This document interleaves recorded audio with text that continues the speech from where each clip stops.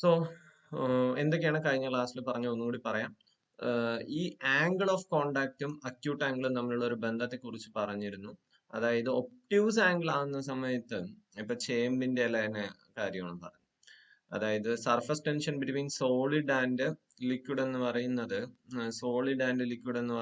Greater than liquid and air ആയിരിക്കും. അപ്പൊ എന്താ സംഭവിക്കുക എന്ന് പറഞ്ഞു കഴിഞ്ഞാൽ solid liquid surface tension is greater than liquid air. അതുകൊണ്ട് തന്നെ ഒപ്റ്റ്യൂസ് ആംഗിൾ ആണ് അവിടെ ഫോം ചെയ്യുന്നത്. പെട്ടെന്ന് ഉണങ്ങത്തില്ല, വെറ്റാവത്തില്ല.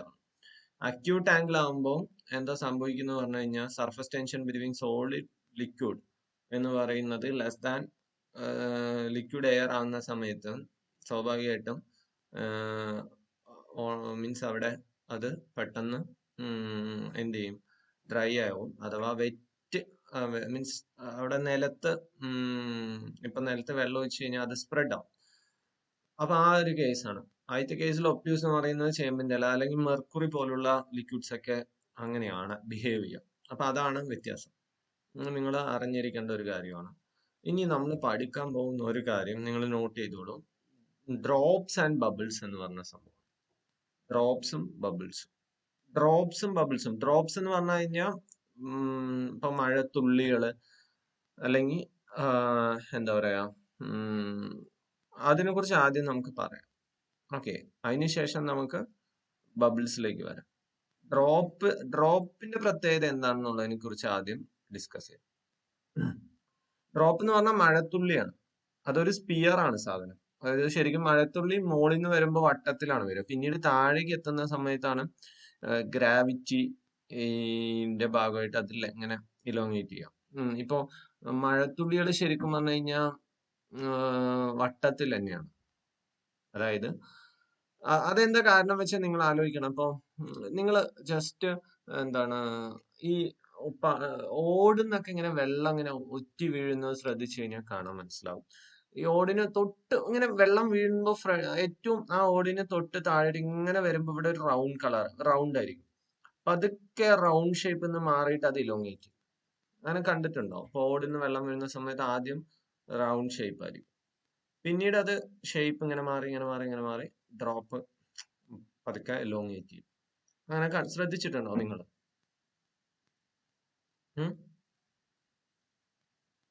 ഒരു പണിയില്ലാണ്ട് ഇങ്ങനെ ഇരുന്ന് ഓട് നോക്കിയിട്ട് മഴ പെയ്യുന്നത് നോക്കിയിരിക്കണം. അങ്ങനെ ഇരിക്കാറുണ്ടോ?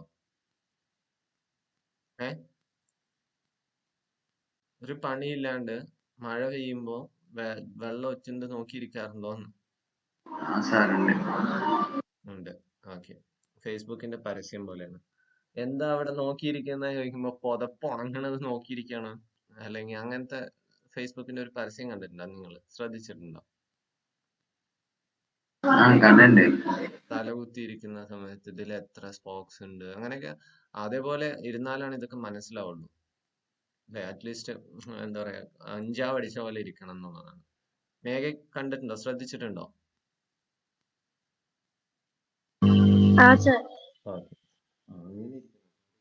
അന്തം വിട്ടിരിക്കത്തില്ല, ഇങ്ങനെ ചായ കുടിച്ച് അന്തം വിട്ട് ഇങ്ങനെ ഇരിക്കും.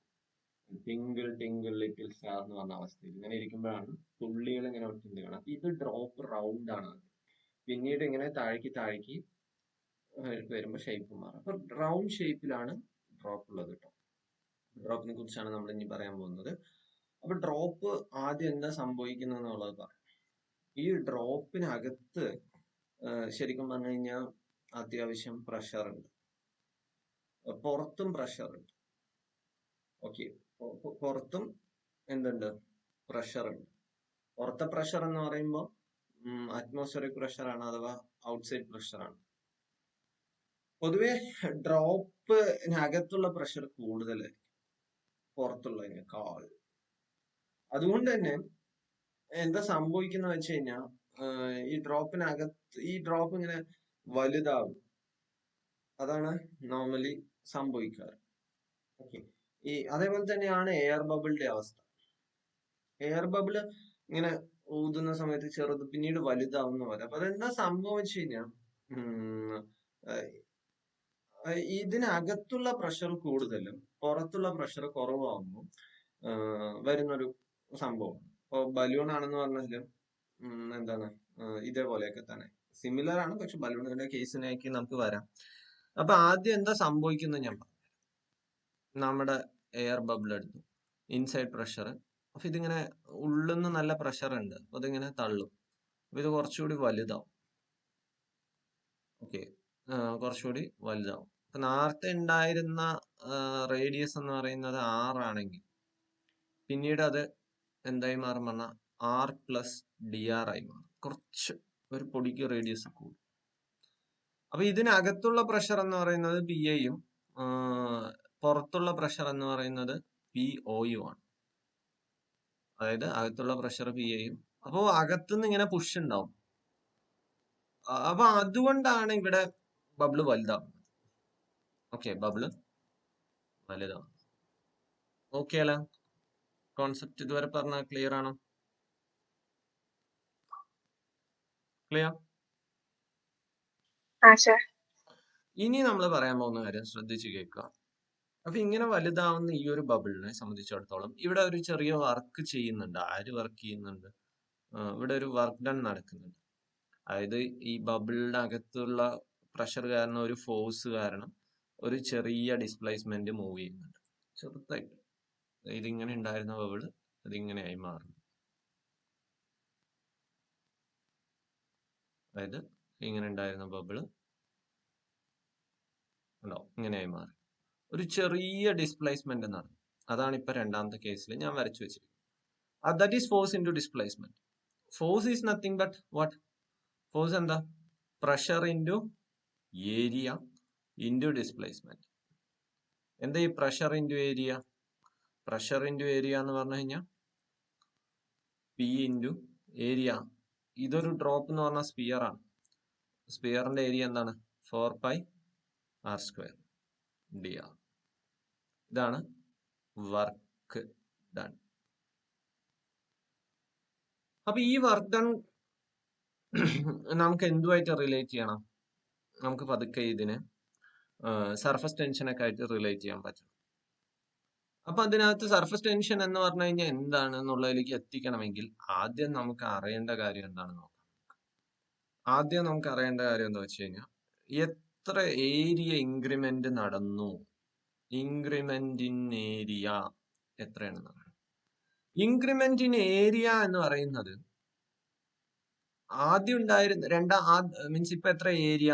4πr² ആയിരുന്നു. അത് പിന്നെ എത്ര? R+dr ആയി, റേഡിയസ് കൂടി.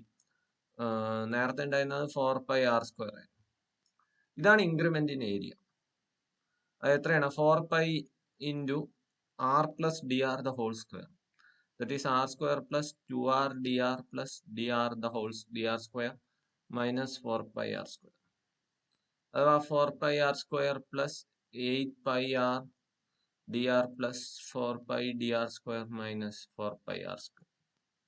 4πr² get cancelled. This become this plus this 4πr dr². dr എന്ന് പറയുന്നത് വളരെ ചെറിയൊരു വാല്യൂ ആണ്. ഇപ്പൊ dr-ന്റെ സ്ക്വയർ എന്തായിരിക്കും? ഇപ്പൊ 0.2 എന്ന് പറയുന്നതിന്റെ സ്ക്വയർ എന്തായിരിക്കും? 0.04 ആയിരിക്കും. 0.004ന്റെ സ്ക്വയർ എന്തായിരിക്കും? അപ്പം 0.0000016. ഭയങ്കര ചെറുതായിരിക്കും. അതുപോലെയാണ് dr-ന്റെ അവസ്ഥ. അതുകൊണ്ട് തന്നെ ഈ ഒരു വാല്യൂ നമ്മൾ അങ്ങ് എന്ത് ചെയ്യും പറഞ്ഞാൽ നെഗ്ലക്ട് ചെയ്ത് കളയും. അപ്പൊ ശരിക്കും പറഞ്ഞാൽ ഇൻക്രിമെന്റ് ഇൻ ഏരിയ എത്രയാണെന്നുള്ള ഒരൊറ്റ ചോദ്യത്തിനുള്ള ആൻസർ പറഞ്ഞാൽ 8πr എന്ന് നമ്മൾ അങ്ങ് ചെറുതാക്കി. ഈ ഭാഗം നെഗ്ലക്ട് ചെയ്ത് കളഞ്ഞു, ഈ ഭാഗം രണ്ടും ക്യാൻസൽ ആയി പോയി. അപ്പോൾ ഇങ്ങനെ നമുക്കൊരു ആൻസർ കിട്ടും. This is the increment in area. ഇത്രയും ഏരിയ ആണ്, 8πr ആണ് ഇൻക്രിമെന്റ് ഇൻ ഏരിയ. നമുക്ക് അതൊന്നുമല്ല കണ്ടുപിടിക്കേണ്ടത്. നമുക്ക് എന്താ കണ്ടുപിടിക്കേണ്ടതെന്ന് പറഞ്ഞു കഴിഞ്ഞാൽ, അപ്പൊ ഈ വർക്ക് ഡൺ എന്ന് പറഞ്ഞു കഴിഞ്ഞാൽ പൊട്ടൻഷ്യൽ എനർജിയുടെ ഇൻക്രിമെന്റ് ആണ്. ഇൻക്രിമെന്റ് ഇൻ പൊട്ടൻഷ്യൽ എനർജിയാണ്, അതാണ് വർക്ക് ഡൺ. അപ്പൊ ഇൻക്രിമെന്റ് ഇൻ പൊട്ടൻഷ്യൽ എനർജി എത്രയെന്നുള്ളതാണ് നമുക്ക് കണ്ടുപിടിക്കുന്നത്. ദാറ്റ് മീൻസ് ആദ്യം തന്നെ ഞാൻ പറഞ്ഞിരുന്നു, സർഫസ് ടെൻഷൻ എന്ന് പറഞ്ഞു കഴിഞ്ഞാൽ എന്തുവാ? Surface energy per unit volume അഥവാ നമ്മൾ കുറച്ച് മുമ്പ് ഡിസ്കസ് ചെയ്തിരുന്നു surface energy per unit volume. ഇവിടെ നമ്മൾ തൊട്ട് മുമ്പ് ഡിസ്കസ് ചെയ്തത് ഓർമ്മയുണ്ടോ? എവിടെ surface energy per unit volume അല്ല കേട്ടോ, യൂണിറ്റ് ഏരിയ ആണ്, not volume. Surface energy per unit area, unit area, not it's not volume, it's area. Clear ആണോ? ഓക്കെ ആണോ? ഹലോ. സർഫസ് ടെൻഷൻ ഈ surface energy per unit area. Okay ആണോ?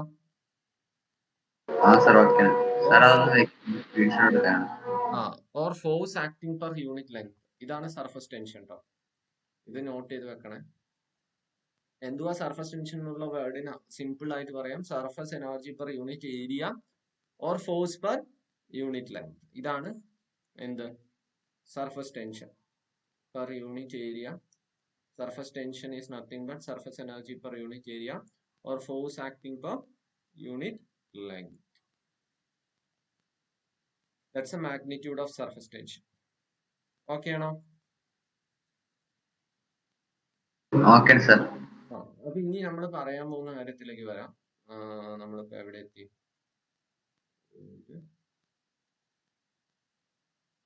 നമ്മൾ എത്രയാണ് increment in potential energy എന്നാണ് പറയാൻ പോകുന്നത്.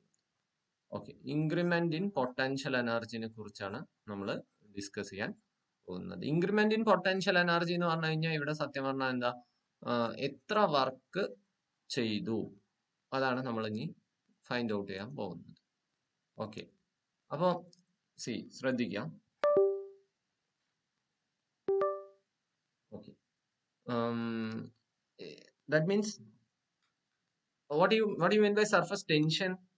എന്താ surface tension? Surface tension is energy per unit area. അപ്പൊ എനർജി എന്ന് പറഞ്ഞാൽ എന്താണ്? Surface tension into area. Area എന്ന് പറഞ്ഞാൽ 4πr². സോറി, ഇവിടെ ഏരിയ ഇൻക്രിമെന്റ് ഇൻ ഏരിയ ഉണ്ടോ? ഇൻക്രിമെന്റ് ഇൻ ഏരിയ എന്ന് പറഞ്ഞാൽ 8πr/dr. ഇതാണ് സർഫസ്. അപ്പൊ ഈ എസ് ആണ് സർഫസ് ടെൻഷൻ കേട്ടോ. സർഫസ് ടെൻഷൻ ഇൻറ്റു ഏരിയ ആണ് ഇൻക്രിമെന്റ് ഇൻ പൊട്ടൻഷ്യൽ എനർജി, അഥവാ എത്ര എനർജി കൂടി എന്നുള്ള ചോദ്യത്തിന്റെ answer. That means S into 8πr/dr. Okay, S into 8πr/dr. S is the surface tension. S is the surface tension. So ഇവിടെ പ്രത്യേകിച്ച് എന്താ പറഞ്ഞു കഴിഞ്ഞാൽ വേറെ സംഭവങ്ങളൊന്നും ഇല്ല. അപ്പോ ഇതിനകത്തേക്ക് നമുക്ക് എന്ത് ചെയ്താം, എന്ത് മാത്രമേ കണ്ടുപിടിക്കേണ്ടത്, അതായത് ജസ്റ്റ് ഈ ഇൻക്രിമെന്റ് ഇൻ പൊട്ടൻഷ്യൽ എനർജി തന്നെയാണ് ഇവിടുത്തെ വർക്ക് ഡൺ. അപ്പോൾ വർക്ക് ഡണ്ണിനോട് അങ്ങ് സബ്സ്റ്റിറ്റ്യൂട്ട് ചെയ്യാം. വർക്ക് ഡൺ എന്ന് പറഞ്ഞു കഴിഞ്ഞാൽ എന്തുവാ?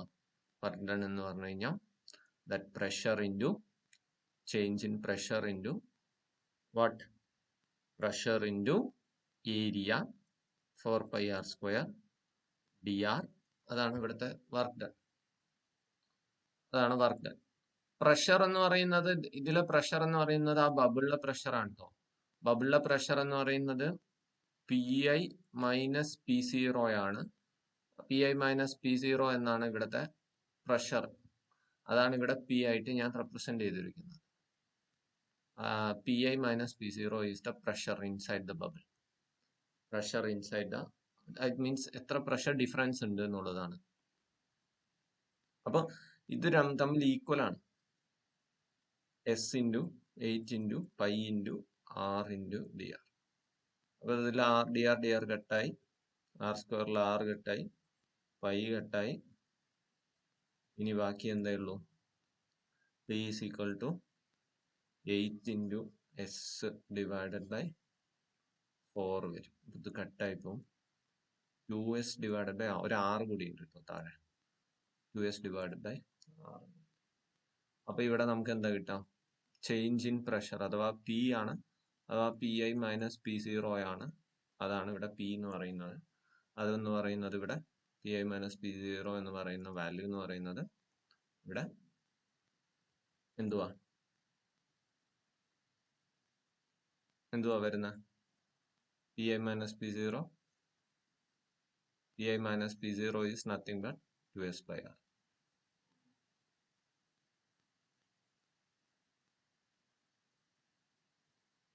നേരെ മനസ്സിലാക്കൂ.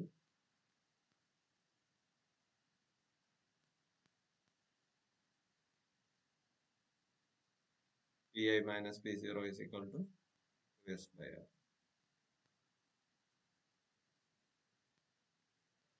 ഓക്കെ ആണോ?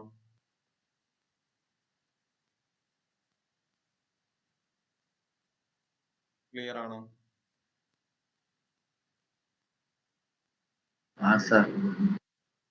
നേരെ കൃത്യമായി നോക്കി മനസ്സിലാക്കൂ എന്താണ് ഇവിടെ ചെയ്തിരിക്കുന്നത് എന്നുള്ളത്.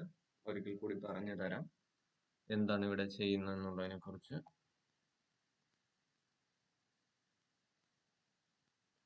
ഒരു എയർ ബബിൾ, ഓക്കെ, ഈ എയർ ബബിള് സ്വാഭാവികമായിട്ടും കുറച്ച് വലുതാവാണ്. ഓക്കെ, ആ വലുതാവുന്നതിന് കാരണം pressure difference. That means P I minus P zero that equal to P. അപ്പൊ അവിടെ വർക്ക് ഡൺ നടന്നിട്ടുണ്ട്. ആ വർക്ക് ഡൺ എന്ന് പറയുന്നത് ഫോഴ്സ് ഇൻറ്റു ഡിസ്പ്ലേസ്മെന്റ് ആണ്, അഥവാ pressure into area into D R ആണ്. ആ വർക്ക് ഡണ്ണിന്റെ വാല്യൂ നമ്മൾ ഇക്വേറ്റ് ചെയ്ത് റെഡിയാക്കി വെച്ചിരിക്കുന്നു. ദെൻ ആഫ്റ്റർ ദാറ്റ് നമ്മൾ എത്ര പൊട്ടൻഷ്യൽ എനർജി ഇൻക്രിമെന്റ് ഉണ്ട്, ഇൻക്രിമെന്റ് ഇൻ പൊട്ടൻഷ്യൽ എനർജി കണ്ടുപിടിക്കുന്നു. That means by using this formula എത്ര ഏരിയ ചേഞ്ച് ചെയ്തു എന്നുള്ളത് കണ്ടുപിടിച്ചതിന് ശേഷം നമ്മൾ അതിനോടൊപ്പം സർഫസ് ടെൻഷൻ ഇൻഡ്യൂ ചെയ്ത് കൊടുക്കുമ്പോഴാണ് നമുക്ക് എന്ത് കിട്ടുന്നത്? എത്ര പൊട്ടൻഷ്യൽ എനർജി ഇൻക്രിമെന്റ് ചെയ്തു എന്ന് കിട്ടുന്നത്. അപ്പൊ വർക്ക് ഡൺ എന്ന് പറഞ്ഞാൽ ചേഞ്ച് ഇൻ പൊട്ടൻഷ്യൽ എനർജി ആണെന്ന് പറയാം, അഥവാ ഇൻക്രിമെന്റ് ഇൻ പൊട്ടൻഷ്യൽ എനർജി ആണെന്ന് പറയാം. അപ്പൊ വർക്ക് ഡൺ എന്ന് പറഞ്ഞാൽ 4πr² dr ഇത് തമ്മിൽ ഇക്വേറ്റ് ചെയ്യുന്നു. അപ്പൊ നമ്മൾക്ക് എന്ത് കിട്ടുന്നു? പ്രഷർ, ചേഞ്ച് ഇൻ പ്രഷർ എത്രയാണെന്നുള്ളത് കറക്റ്റ്ലി എക്സാക്ട് വാല്യൂ കിട്ടുന്നു. അഥവാ P I minus P zero അഥവാ പി എന്ന് പറയുന്നത് 2s by r ആണ്. ഇൻ ടേംസ് ഓഫ് സർഫസ് ടെൻഷനിൽ നമുക്ക് ആൻസർ കിട്ടുന്നു. ഇതാണ് നമ്മൾ ഇന്ന് പഠിച്ചിട്ടുള്ളതിൽ ഏറ്റവും ഇമ്പോർട്ടൻ്റ് ആയിട്ടുള്ള ഒരു കാര്യം. ദിസ് ഇസ് ഫോർ ബബിൾ അല്ല, സോറി, എയർ ഡ്രോപ്പ് അഥവാ വാട്ടർ ഡ്രോപ്പ്. ഇതിന്റെ വാട്ടർ ഡ്രോപ്പും എയർ ഡ്രോപ്പിന്റെയൊക്കെ, വാട്ടറോ എയറോ ഡ്രോപ്പിന്റെ, okay, air drop or water drop, water ഡ്രോപ്പിന്റെയൊക്കെ പ്രഷർ ആണ് ഇപ്പൊ നമ്മൾ കണ്ടുപിടിച്ചത്. നോട്ട് ചെയ്യാം. നമുക്ക് അടുത്ത ടോപ്പിക്കിലേക്ക് പോയാലോ? ഓക്കെ അല്ലേ? ക്ലിയർ ആണോ? ക്ലിയർ? അപ്പൊ നമുക്ക് ഇനി അടുത്തേക്ക്.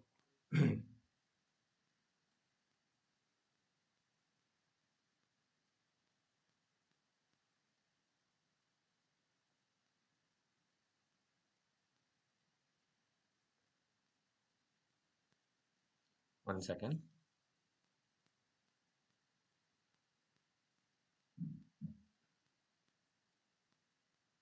ഇതിപ്പോ പോകും തോന്നുന്നുണ്ട്.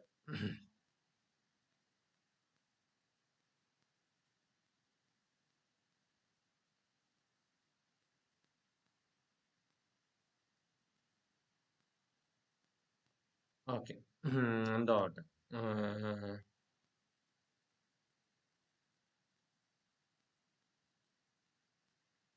ഓക്കെ, അപ്പൊ നമ്മള് വീണ്ടും ഒരു ചെറിയ കാര്യം കൂടി പറയാം. ഇത് നോർമൽ സാധനം, നോർമൽ ആയിട്ടുള്ള ഒരു ഡ്രോപ്പിന്റെ കാര്യം. ഇതേ സംഭവത്തിനകത്ത് ഒരു ബബിൾ ആണെന്ന് വിചാരിക്കും. ബബിൾ ആവുന്ന സമയത്ത് ഉള്ളിലും എയർ, പുറത്തും എയർ. അപ്പൊ ഇവിടെന്നും തള്ളുണ്ടാവും. അപ്പൊ ആ സമയത്ത് രണ്ട് സർഫസ് ഉണ്ടാവും, 2 സർഫസ് ഉണ്ടാവും. അതുകൊണ്ട് തന്നെ ഇവിടെ P I minus P zero എന്ന് പറയുന്നത്, പി എന്ന് പറയുന്നത് ബബിളിന്റെ കാര്യത്തില് 2s/r അല്ല, 4s/r. ഡ്രോപ്പ് എന്ന് പറയുമ്പോൾ ഒരു സ്പിയർ ആണ്. ഓക്കെ, ബബിൾ എന്ന് പറയുമ്പോൾ 2 സർഫസ് ഉണ്ട്. അതുകൊണ്ട് തന്നെ Pi - P0 P എന്ന് പറയുന്നത് 4s/r ആയി, because of 2 surface for bubble അഥവാ സോപ്പ് ബബിൾ.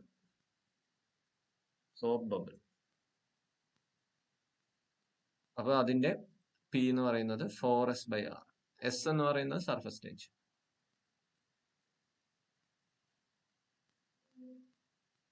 R എന്ന് പറയുന്നത് റേഡിയസ്. ക്ലിയർ ആണോ?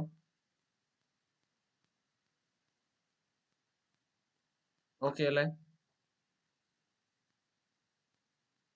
പറയൂ അടുത്തതിലേക്ക് പോകണം. ഇനി നമുക്കപ്പോ അടുത്തതിലേക്ക്. ഇനി കാപ്പിലറി റൈസിനെ കുറിച്ചാണ് പറയാൻ. ഇതാണ് സംഭവം കാപ്പിലറി റൈസ്. അതായത് ഭയങ്കര മൈന്യൂട്ട് ആയിട്ടുള്ള ഒരു ട്യൂബ് നമ്മൾ എടുത്തിട്ട് വെള്ളത്തിൽ കൊണ്ടിട്ട് കഴിഞ്ഞാൽ ആ ട്യൂബിനകത്ത് കൂടെ വെള്ളം മുകളിലേക്ക് കയറും.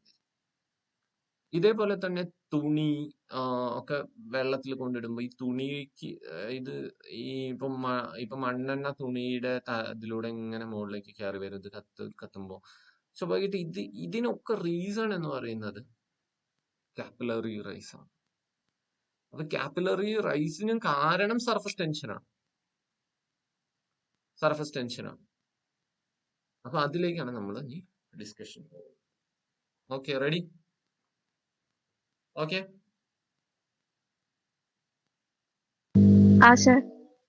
ഈ ട്യൂബ് ഇതിനകത്തേക്ക് ഇടുമ്പോ എന്താ സംഭവിക്കുന്നത് എന്നുള്ളത് പറഞ്ഞു. അതായത് ഈ ട്യൂബ് ഇതിനകത്തേക്ക് ഇടുമ്പോ ഇതിനകത്തൊരു പെട്ടെന്നൊരു പ്രഷർ ഡ്രോപ്പ് ഉണ്ടാവും. അപ്പൊ ആ ഒരു പ്രഷർ ഡ്രോപ്പ് കാരണം ഈ താഴെയുള്ള വെള്ളമൊക്കെ കൂടി ഇങ്ങോട്ട് പുഷ് ചെയ്തിട്ട് ഈ വെള്ളത്തിന് പതുക്കെ മുകളിലേക്ക് റൈസ് ചെയ്യാം. ഭയങ്കര മൈന്യൂട്ട് ആയിട്ട് റൈസ് ചെയ്യാൻ. പിന്നെ ഒരു കാരണം എന്ന് വെച്ച് കഴിഞ്ഞാൽ ഇവിടെ സർഫസ് ഉണ്ട്.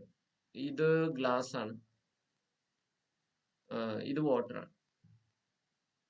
ഗ്ലാസും വാട്ടറും തമ്മിലുള്ള ബോണ്ട്, സർഫസ് ബോണ്ട് എന്ന് പറയുന്നത് എന്തായിരിക്കും എന്ന് പറഞ്ഞു കഴിഞ്ഞാൽ സ്ട്രോങ് ആണ് ഇൻ കമ്പയർ ടു വാട്ടറും തമ്മിലുള്ള. അതുകൊണ്ട് എന്ത് ചെയ്യാൻ പറ്റണ, ഇത് മുകളിലേക്ക് പോകും. പക്ഷെ മെർക്കുറിയുടെ കേസ് അങ്ങനെയല്ല. മെർക്കുറി മറ്റേ യൂസ് ചെയ്യാൻ തുടങ്ങി അപ്പൊ എന്താ സംഭവിക്കാറില്ല. മെർക്കുറി ആണെന്ന് പറഞ്ഞു കഴിഞ്ഞാൽ ഇപ്പൊ ഇങ്ങനെ വെള്ളത്തിലിടിച്ച്, ഇത് മെർക്കുറി ആണെന്ന് വിചാരിക്കും. അപ്പൊ ഒരിക്കലും ഇങ്ങനെ ആയിരിക്കത്തില്ല, താഴേക്കാണ് പോകുന്നത്. കണ്ടിട്ടുണ്ടോ? മെർക്കുറി ഇങ്ങനെയാണ് കിടക്കുക.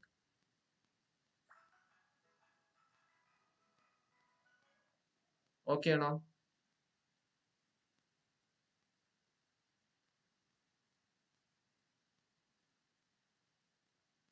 ഓക്കെ,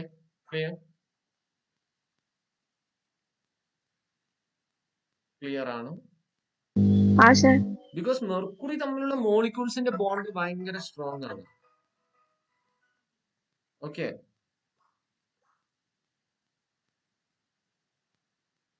മെർക്കുറി തമ്മിലുള്ള മോളിക്യൂൾസിന്റെ ബോണ്ട് വളരെ സ്ട്രോങ് ആണ്. ഓക്കെ, അതാണ് കാര്യം. പരീക്ഷയ്ക്ക് ചോദിക്കും. എന്താ പറഞ്ഞാ ഇവിടെ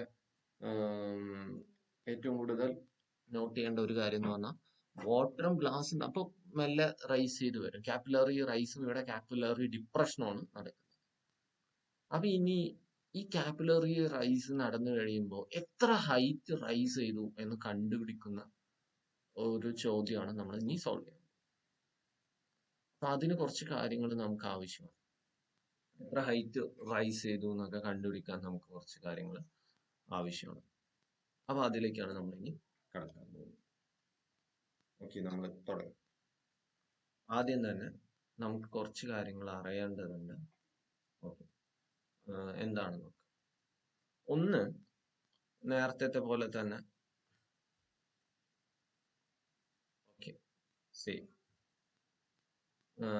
ഫ്ലൂയിഡ് മുകളിലേക്ക് കയറി വരുമ്പോൾ വരുന്ന കാര്യങ്ങളെ കുറിച്ച്. ഇവിടെ ഈ ഇങ്ങനെ മുകളിലേക്ക് കയറി വരുന്ന ഫ്ലൂയിഡിന്റെ സർഫസ് എന്ന് പറയുന്നത് നമുക്കൊന്ന് വലുതാക്കി വരയ്ക്കാം. ശരിക്കും ഇതൊരു ബബിള് പോലെ കണക്കാക്കാം.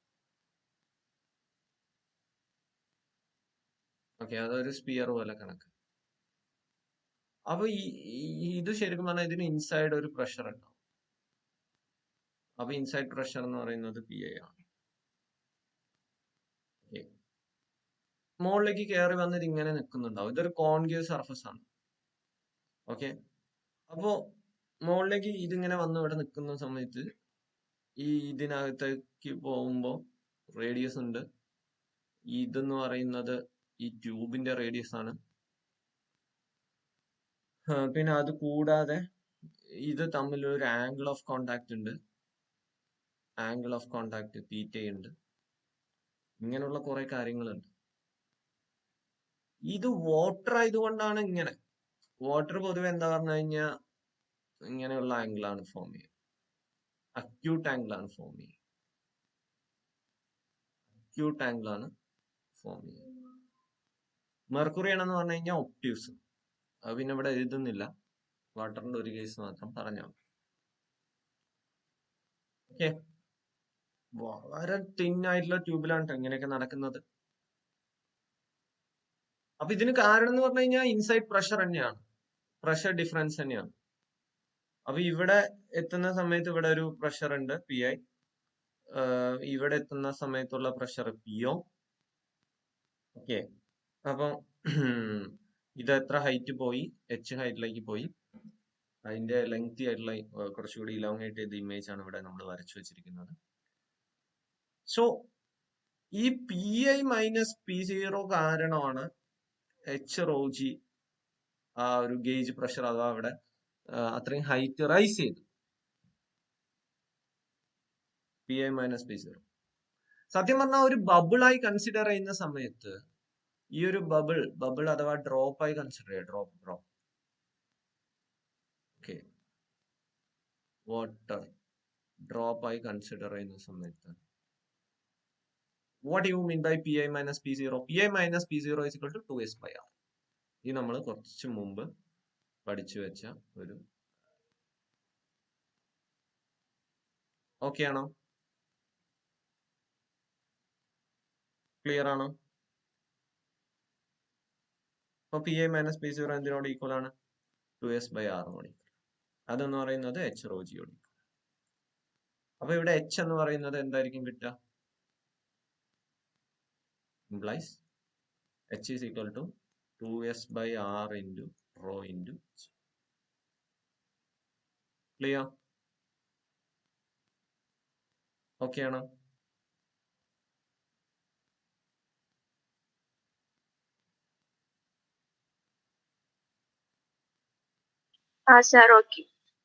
അപ്പൊ Hന്റെ വാല്യൂ റെഡിയായി.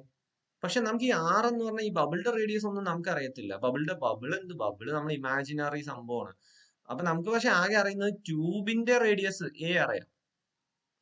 അപ്പൊ ട്യൂബിന്റെ റേഡിയസ് വെച്ചുകൊണ്ട് നമ്മൾ എന്ത് ചെയ്യുന്നു പറഞ്ഞാൽ ഇവിടെ ഒരു ആംഗിൾ കൺസ്ട്രക്ട് ചെയ്യും.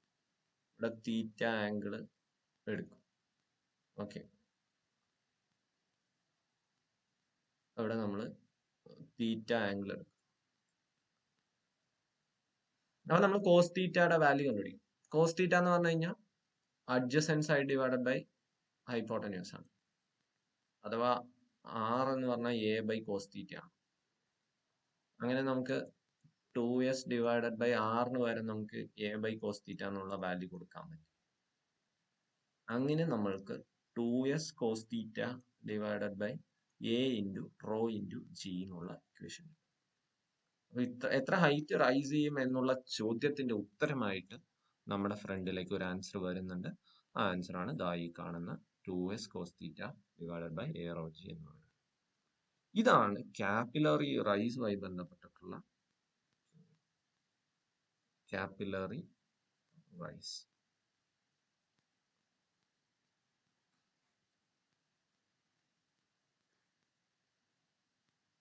ക്ലിയർ?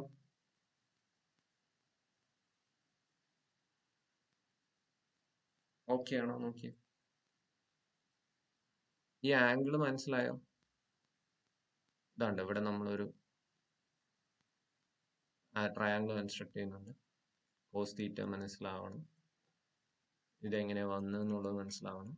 നേരെ നോക്കൂ, എഴുതിയെടുക്കൂ, എന്തെങ്കിലും ഡൗട്ട് ഉണ്ടെങ്കിൽ ചോദിക്കും. ഇതിനകത്ത് ചോദ്യം എന്തൊക്കെ അറിയാൻ വരും? ഈ എയുടെ വാല്യൂ നമ്മൾ കുറച്ചു കൊണ്ടുവന്നു കഴിഞ്ഞാൽ, ക്യൂബിന്റെ ഇങ്ങനെ തിക്നെസ് കുറച്ചു കൊണ്ടുവന്നു കഴിഞ്ഞാൽ ഹൈറ്റിന് എന്ത് സംഭവിക്കും? എന്ത് സംഭവിക്കും? എ വാല്യൂ കുറച്ച് കഴിഞ്ഞാൽ എന്ത് സംഭവിക്കും? എ വാല്യൂ കുറച്ചു, എന്ത് സംഭവിക്കും? ഹൈറ്റ് കൂടും. കൂടുതൽ മുകളിലേക്ക് ഫ്ലൂയിഡ് വരും. അതേപോലെ ഡെൻസിറ്റി കുറഞ്ഞ ഫ്ലൂയിഡ് യൂസ് ചെയ്ത് കഴിഞ്ഞാൽ ഹൈറ്റ് കൂടും. ഇപ്പോ ഇതേ ട്യൂബ് കൊണ്ടുപോയിട്ട് മൂണിൽ വെച്ചു എന്ന് വിചാരിക്കും, മൂണിൽ വെച്ചു, അപ്പൊ ഹൈറ്റിന് എന്ത് സംഭവിക്കും? കൂടുകയോ കുറയോ? ജി വാല്യൂക്ക് എന്ത് സംഭവിക്കും? Acceleration due to gravity in moon എന്ത് സംഭവിക്കും?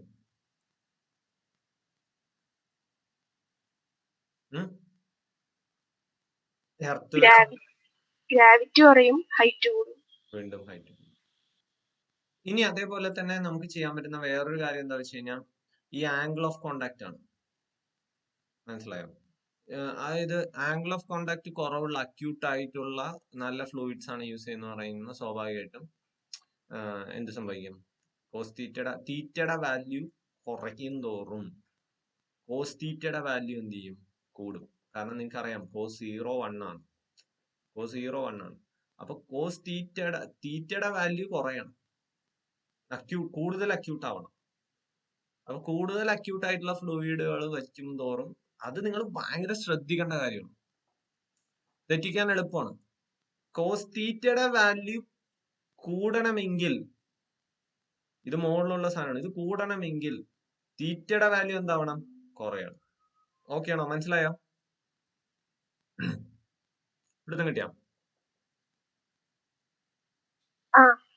കോസ് 90 എത്തുമ്പോ കോസ് 90 ആവുമ്പോ എന്താണ്? കോസ് 90 എത്രയാ? കോസ് 90 കോസ് 90 കോസ് 0 എന്താണ്? കോസ് 90യോ? 0. അപ്പൊ ഇത് തീറ്റയുടെ വാല്യൂ കുറയുമ്പോ കോസ് തീറ്റയുടെ വാല്യൂ കൂടിയിട്ട് ഫൈനലി ഇത് ഇൻക്രിമെന്റ്. അപ്പൊ ഇങ്ങനെയൊക്കെയാണ് എച്ച് കൂടാനുള്ള സാധ്യത എന്ന് കൂടി മനസ്സിലാക്കി വെക്കുന്നത് വളരെ ഉചിതമാണ്. അത് മനസ്സിലാക്കുക. ഈ ഫോമുല കാണാതെ പഠിച്ചു വെക്കുക. ഈ ഒരു ഫോമുല കാണാതെ പഠിച്ചു വെക്കുക. ഓക്കെ, ഈ ഒരു ഫോമുല കാണാതെ പഠിച്ചു. US by cos theta divided by a rho g. ഇതിനകത്ത് എ എന്ന് പറയുന്നത് ഈ ഒരു ട്യൂബിന്റെ ഡയമീറ്റർ ആണ്. Rho is the density, G is the acceleration due to gravity, theta is the angle. ഈ ഒരു ഫേസുമായിട്ട് ഇവിടെ കോൺകേവ് സർഫസ് ആയിട്ട് ഉണ്ടാക്കുന്ന ഈ ഒരു ആംഗിൾ ആണ് തീറ്റ. ഞാൻ ഇവിടെ മാർക്ക് ചെയ്തിട്ടുണ്ട്, നോട്ട് ഇറ്റ്. തീറ്റയുടെ വാല്യൂ എന്താണെന്നുള്ളത് അവിടെ മാർക്ക് ചെയ്തിട്ടുണ്ട്. ഇത്രയും കാര്യങ്ങളാണ് കാപ്പിലറി റൈസുമായി ബന്ധപ്പെട്ടിട്ടുള്ള കാര്യങ്ങൾ. അപ്പൊ ഇത് രണ്ടും നന്നായി പഠിച്ചു വെക്കുക. ഇനി ഞാൻ ചോദ്യങ്ങൾ തരാം. ഓക്കെ അല്ലേ? റെഡി അല്ലേ?